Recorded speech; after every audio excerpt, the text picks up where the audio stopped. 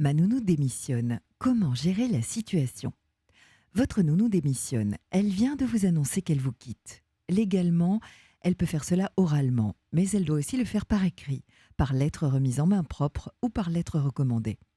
La première chose à faire est de lui envoyer un courrier pour lui signifier que vous avez bien pris note de son souhait de démissionner. Vous lui indiquez dans ce courrier la durée de son préavis et la date exacte à laquelle son contrat de travail prendra fin. Ce préavis peut aller d'une semaine à un mois. Il est calculé en fonction de l'ancienneté de votre nounou. Il démarre dès le lendemain de la remise de la lettre en main propre ou dès le lendemain de la première présentation de la lettre recommandée par le facteur. Si votre nounou vous demande de ne pas effectuer son préavis, vous n'êtes pas tenu de répondre favorablement à cette demande. À vous de voir si cela vous arrange ou pas. Si vous acceptez de la dispenser de son préavis, son salaire pendant cette durée ne lui sera pas dû.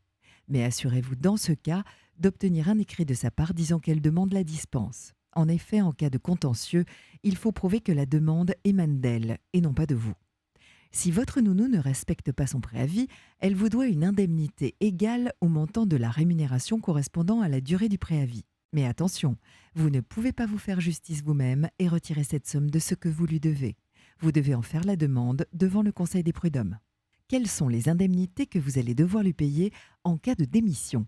Vous lui devrez le solde des congés payés acquis et non pris à la date de la fin de son contrat de travail, ainsi que le salaire du mois en cours, bien sûr.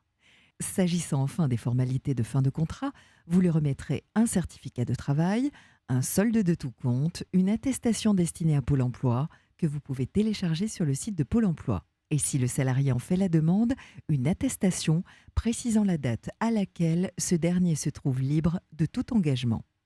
Dans les séquences suivantes, découvrez les informations essentielles à connaître, les démarches à entreprendre et les erreurs à ne pas commettre. Vous pourrez aussi télécharger tous nos documents et outils qui vous permettront d'agir efficacement.